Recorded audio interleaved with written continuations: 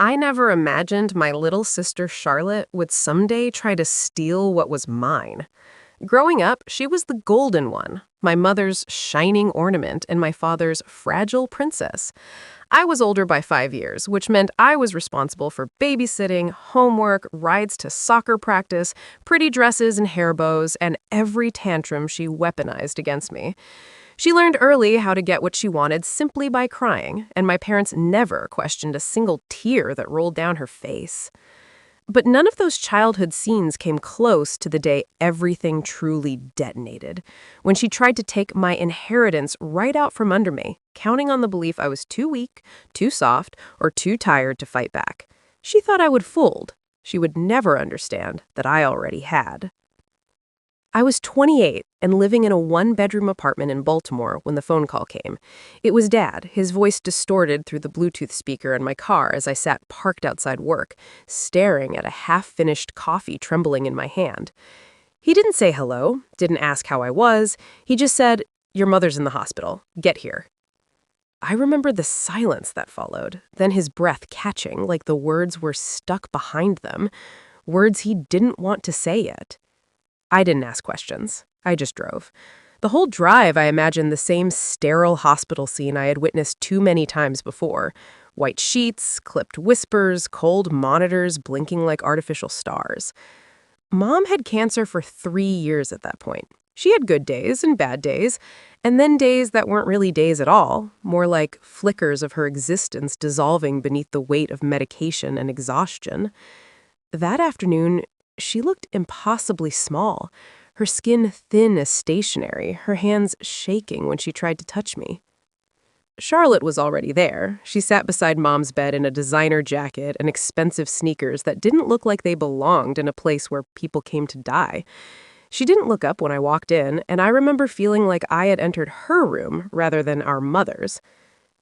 Dad stood across the room, hands in the pockets of his slacks, jaw clenched, expression unreadable. He always looked unreadable around me.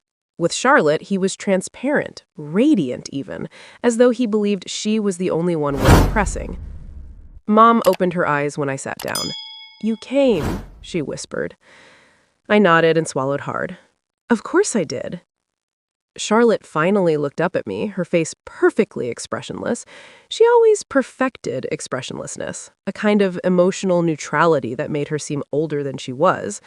But her eyes flickered with something sharp, something impatient. Later, I'd understand it wasn't impatience with me, it was impatience with time itself. Time she thought belonged to her.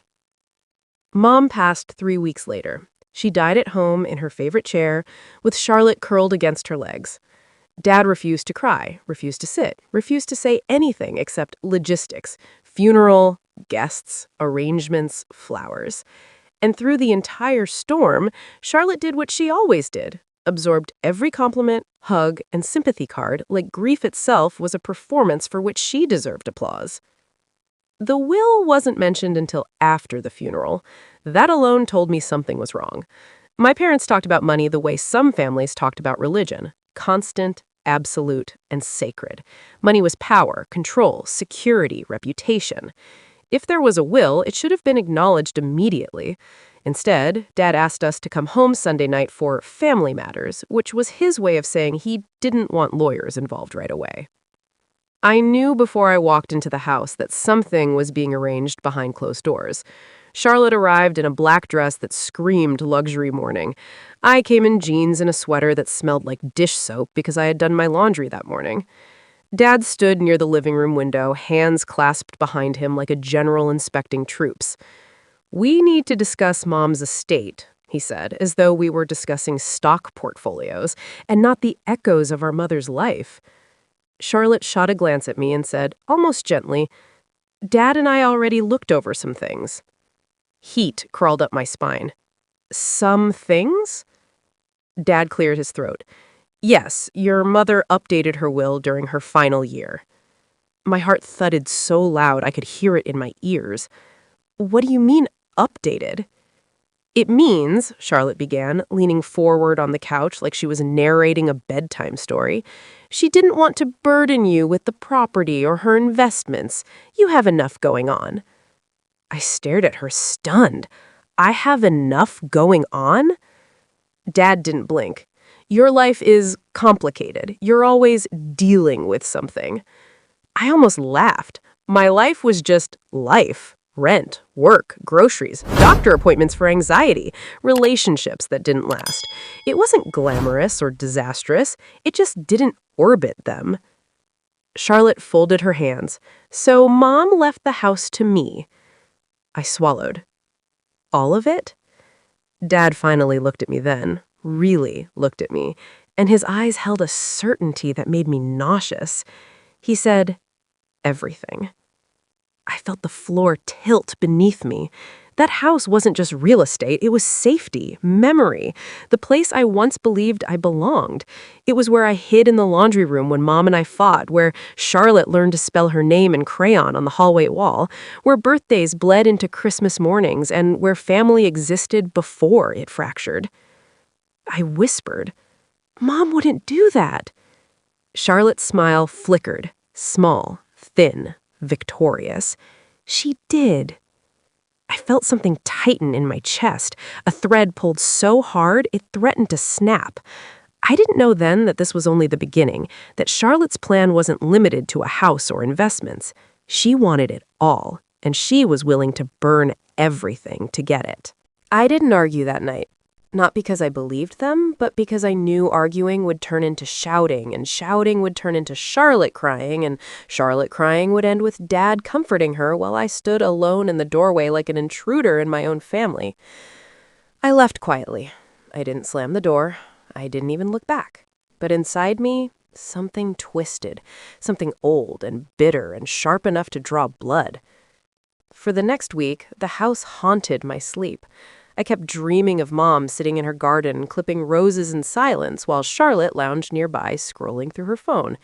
In the dream, Mom would glance at me, eyes soft and tired, and then turn away again. I'd wake up with sweat beneath my shirt and the taste of copper in my mouth. Then, on a rainy Thursday morning, an envelope slid under my apartment door. It had no return address, only my name printed in unfamiliar cursive ink. For a moment, I thought it was some bureaucratic follow-up about Mom's passing, but inside was a flash drive and a handwritten note. All you need to know is here. There was no signature. My hands shook as I plugged the flash drive into my laptop.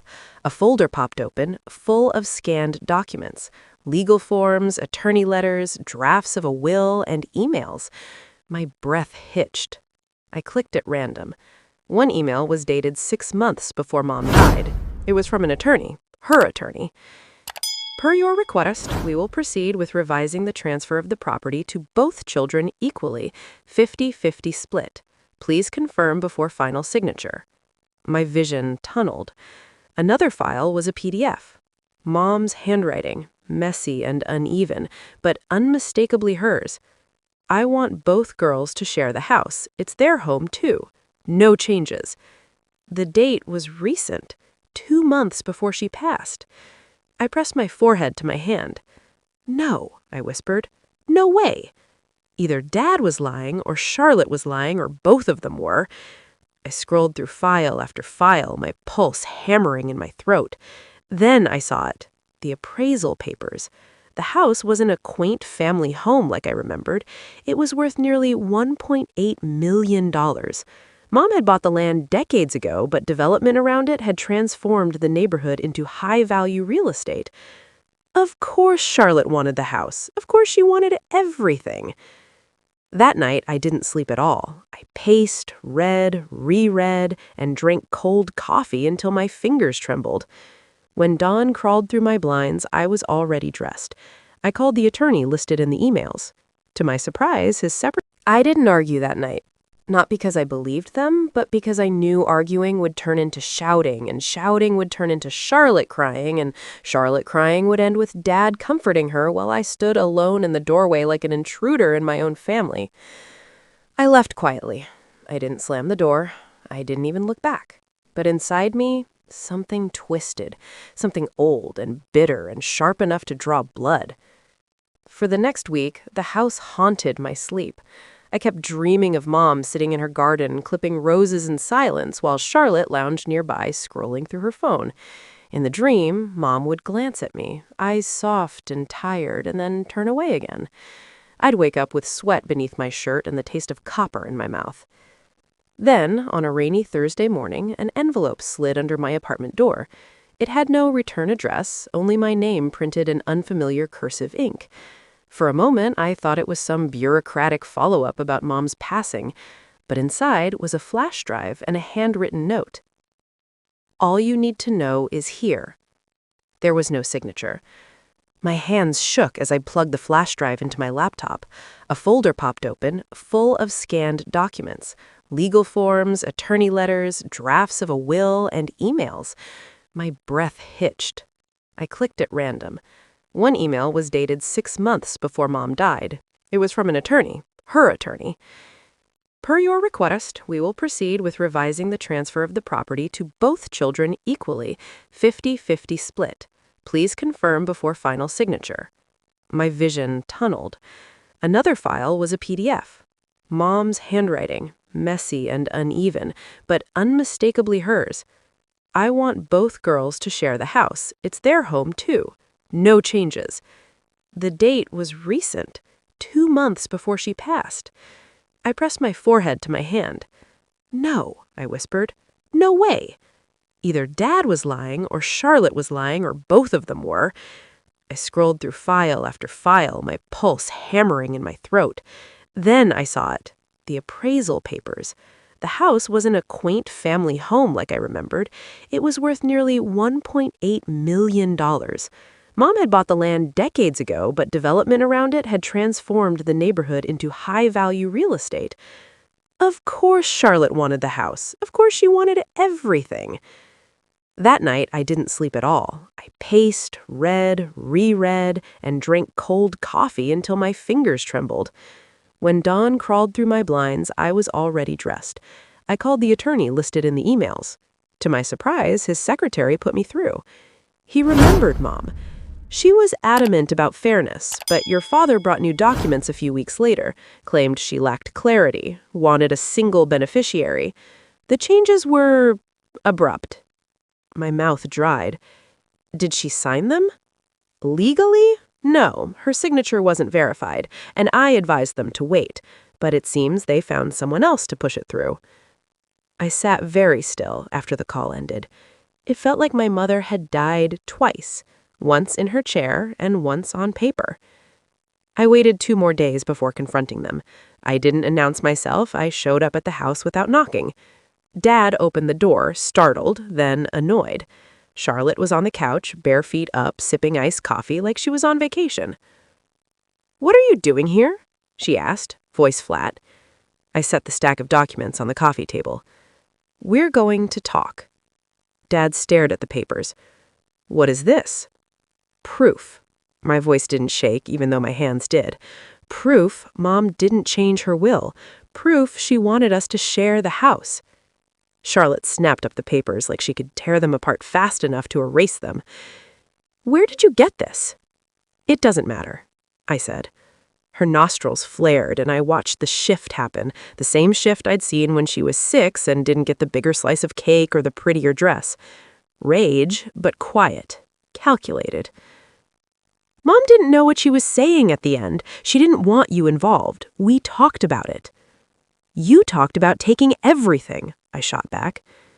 Dad finally found his voice. "You have no right." "I have every right," I said, legally, ethically, and as her daughter. Charlotte threw down the papers. "You don't care about the house. You never did. You left. You moved out. You barely called." The accusations sliced clean. I stared at her. "And you think being physically near her made you more worthy?"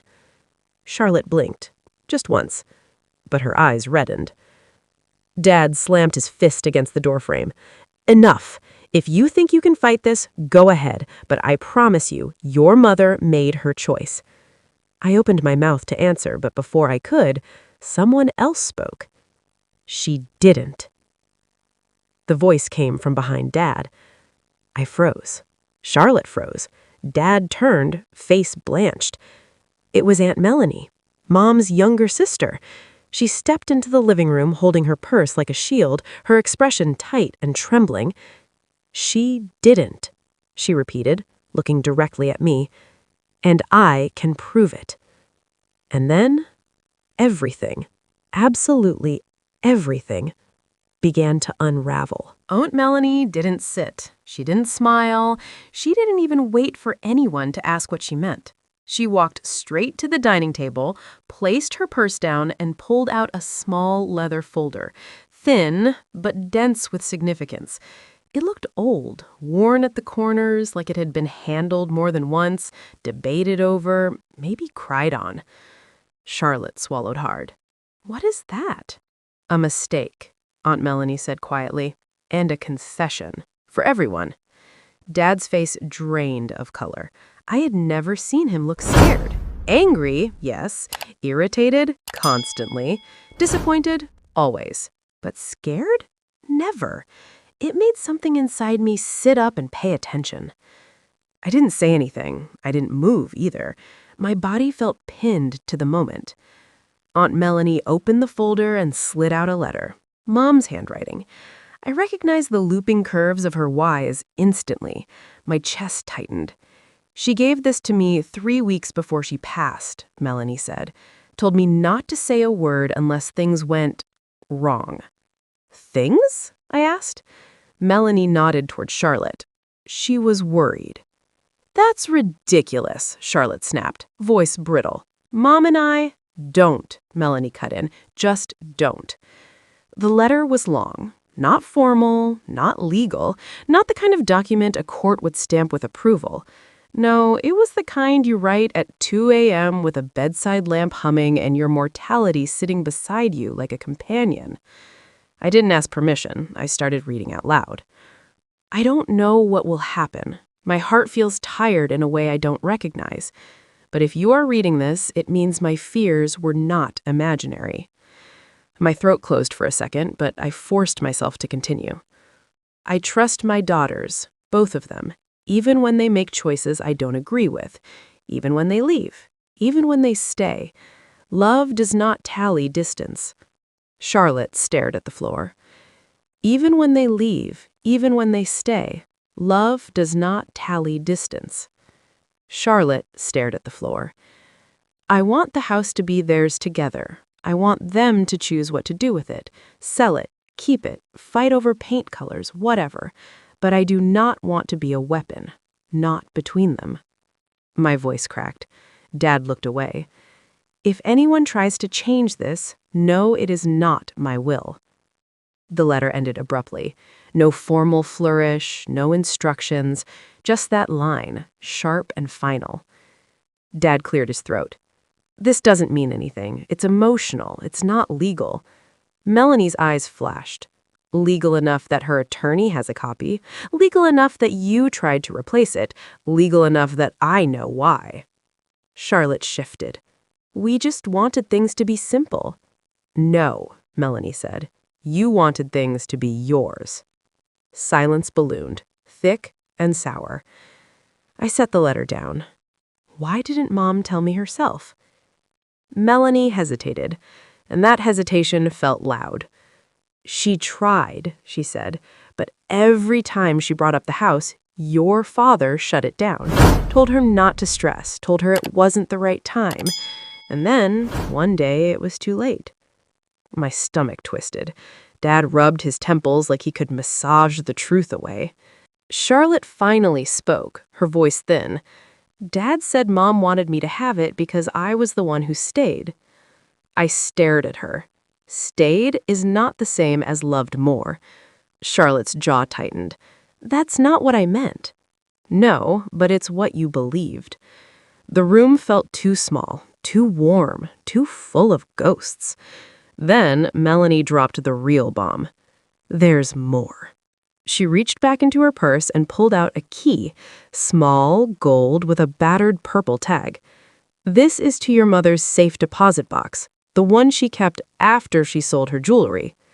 Dad let out a short, humorless laugh. There's nothing in that box but old passport copies and storage receipts. Melanie tilted her head.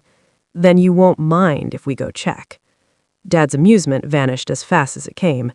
That box is private. Melanie arched an eyebrow. Private for who? Mom or you? It should have ended there, at the argument, the stares, the accusations, the suffocating tension. But then my phone buzzed in my pocket. One notification, one email, from an address I didn't recognize. Subject line: regarding your mother's estate, please read immediately. My blood went cold. I opened it. And that was the moment I realized the house wasn't the only thing Mom left behind, and it certainly wasn't the most valuable. The email was short, too short for how loudly it changed the room around me. Ms. Carter, we've received confirmation that you are a beneficiary of assets not listed in the probate file. Please contact our office to arrange release. There was a number, a signature, a law firm in Seattle I had never heard of. I reread the email once, twice, 3 times. My hands went cold. I didn't say anything out loud yet. I just stared at the screen like it might explain itself if I stared long enough. Charlotte noticed first. "What's that? Who's emailing you?" I locked the phone. Nothing. Dad stepped forward. "If there's something else related to the estate, we need to know." "No," Aunt Melanie said calmly. "She doesn't have to tell you anything. Not anymore." Charlotte folded her arms. "Mom wouldn't leave her anything private. I was the one who—" I laughed. Not loud, not bitter, just exhausted. "Charlotte, you don't know what Mom did. You only know what Dad told you." That shut her up for once. I didn't wait for another fight. I grabbed the safe deposit key from Melanie and walked straight to the front door. Dad called after me. "Where do you think you're going?" "To see Mom," I said, without turning around, for the first time in months. Melanie caught up before I reached the car. "I'll drive," she said. "They'll follow otherwise." We drove in silence, not heavy silence, familiar silence, the kind I hadn't had since Mom was alive and would sit on the porch folding laundry while I read old novels out loud. Melanie had the same softness, the same patience. At the bank, the clerk didn't ask questions, just checked the paperwork and led us downstairs to a room that smelled like dust and secrets. The safe deposit box clicked open with a metallic sigh. Inside wasn't cash or jewelry or bonds, nothing flashy, just another envelope, a small stack of photographs, and a metal USB drive. The envelope was addressed to me. My name, underlined, twice. My throat tightened. I opened it slowly.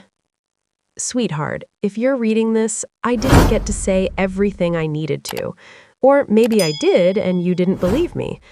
I know you left because it hurt too much to stay, not because you didn't love me." My vision blurred. I blinked until the words settled again. "I kept things from your father, not out of spite, but because I wanted you to have something that was yours alone." The USB drive felt suddenly heavier in my palm. There was also another line at the bottom. "Talk to Cooper and Wells in Seattle. They know everything." I didn't cry until I saw the photographs. Polaroids. Me and Mom picnicking near the lake when I was 12. Me falling off a bike. Me asleep on her chest when I was tiny. Each one dated. Each one proof she hadn't forgotten me, even when I thought she had. The last photo wasn't a photo at all, just a picture of the house. Our house. Back when the garden still had roses and the shutters hadn't peeled and Dad still smiled in pictures. I closed the box and breathed in the cold air of the vault.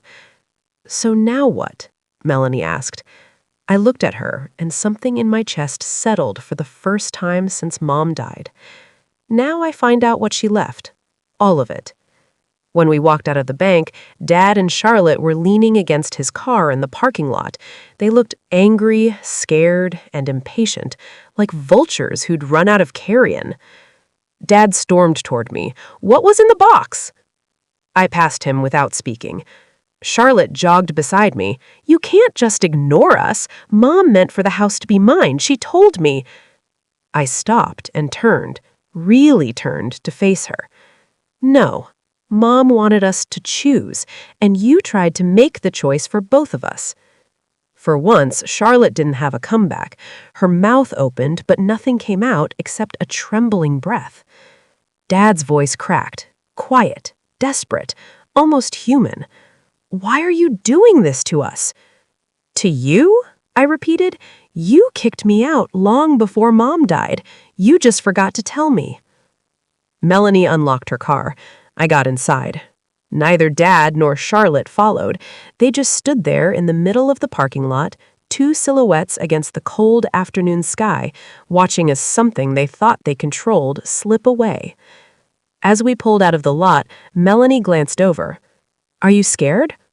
"Yes," I said, "and I think Mom knew I would be. That's why she waited." "Waited for what?" "For me to come back when I wasn't doing it for them." Seattle was a 5-hour flight. The USB drive sat like a heartbeat against my thigh. Mom wasn't done speaking. Not to them. Not to me. The house wasn't the ending. It was just the inheritance they cared about. The part Mom left for me? That was the part she knew they'd never understand. And I wasn't done finding out what it was.